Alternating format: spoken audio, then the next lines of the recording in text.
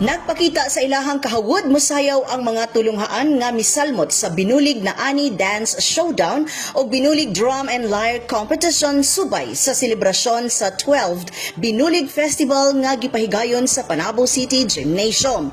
Misalmot mismo si City Mayor Jose E. Relampagos sa kalihukan isip pagpakita og suporta sa tanang mga estudyante. Dugang pa, mihatag og dugang pa premyo si Mayor Joe pinaagi sa iyahang anak nga si J.M. Relampagos aron mas ganado ang mga kabataan og magtutudlo sa paghataw nga musayaw.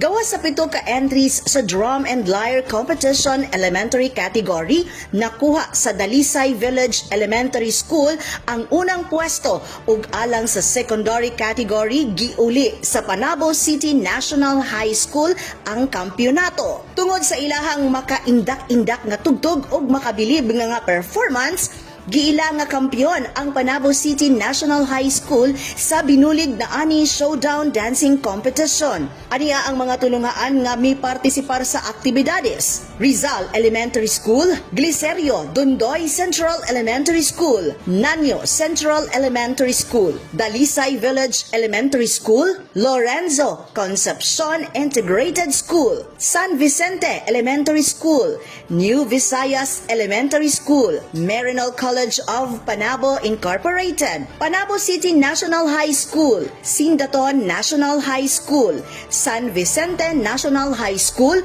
ug Francisco Adlaon Learning Institute. Sa kasaulugan, anaa sila Executive Secretary to the Mayor Joanne Relampagos Kapuyan ug ana usab ang kapikas ni Mayor Joe nga si Josephine G. Relampagos. Barangay Salvacion Councilor Honorable Jose Maria Relampagos ug mga school heads sa nagkadaiyang tulunghaan.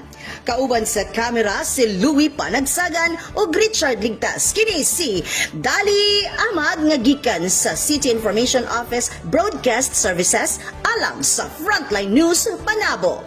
Importante, informed.